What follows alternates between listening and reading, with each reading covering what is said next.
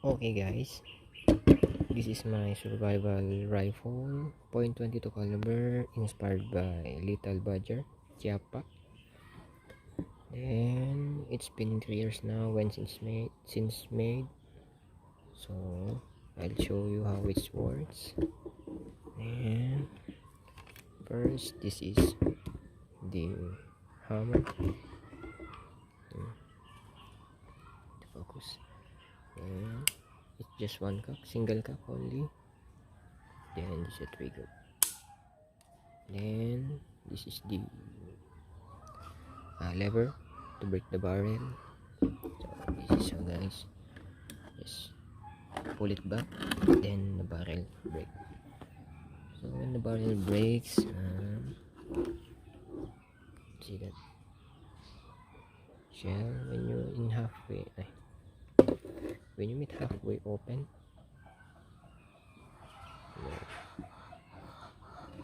the shell ejector comes up, and halfway close, you can put any live bullet again, then close and ready to fire.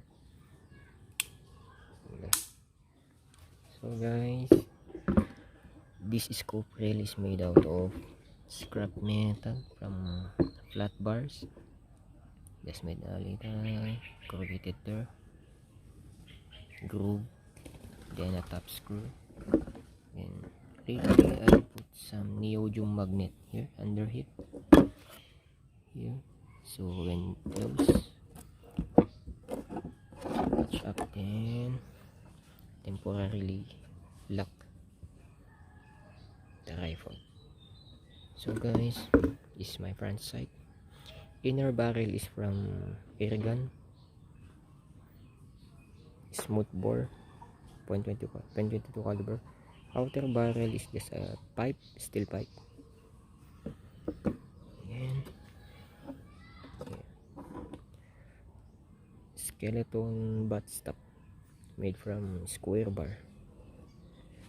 And my butt pad is from my old airsoft, sniper airsoft, and put some epoxy glue.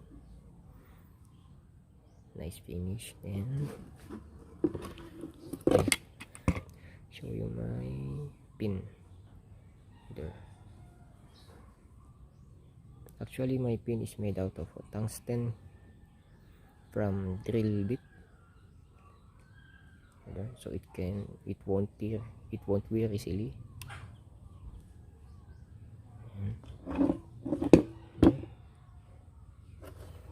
Spring powered hammer, spiral spring from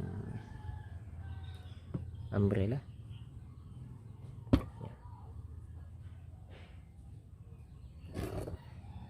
Very strong compression. And halfway in, pull it back, then break, and the bullet comes off. Guys, there.